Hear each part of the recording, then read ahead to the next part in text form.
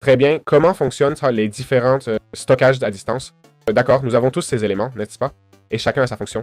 Par exemple, ce stockage à distance, si je sélectionne un réseau racine et que je vais là-bas et fais un clic droit, je peux ouvrir le réseau racine, d'accord? Ensuite, nous avons celui-ci qui est un charme, d'accord? Il utilise le réseau racine pour l'accès et autres. Eh bien, c'est la même chose, mais avec une table de craft, d'accord? Ensuite, nous avons la télécommande de sélection qui dit, en frappant un bloc, elle va prendre ces blocs similaires du réseau, d'accord? Là, nous nous sommes connectés au réseau, d'accord? Et vous voyez que nous sommes connectés. Nous nous sommes connectés. Quel bloc y a-t-il ici? Allons, il n'y en a aucun. Attends. Prenons le béton blanc. Le voilà. On va le laisser. Et maintenant, on va sélectionner le béton blanc. Et vous voyez qu'il me l'a donné. D'accord? J'ai maintenant une pile. C'est ce que fait ce contrôleur.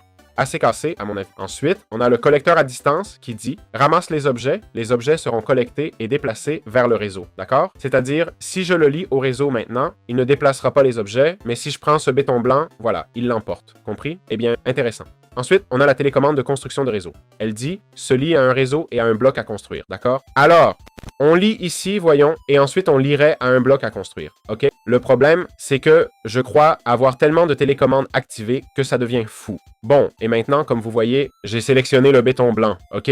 Que se passe-t-il? Maintenant, en plaçant le béton blanc, tant qu'il y en a dans l'inventaire, on peut construire avec. Important, pour le sélectionner, faites-le avec le bloc d'attaque, bien sûr. Avec le bloc d'attaque, évidemment. Car si c'était le clic droit qui sert à placer des blocs, eh bien, nous serions constamment en train de changer cette valeur. Très bien.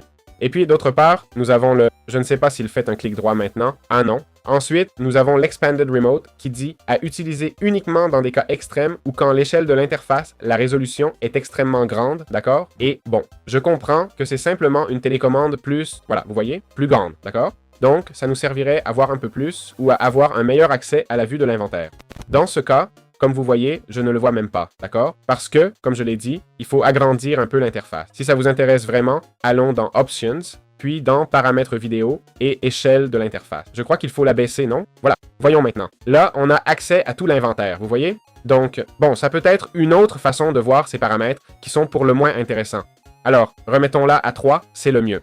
D'accord? Et voilà, c'est aussi simple que ça. J'espère que ça vous a été utile. Avec ça, je termine l'explication de ce mode, assez court et simple. J'espère que ça vous a plu. On se retrouve dans de futures vidéos.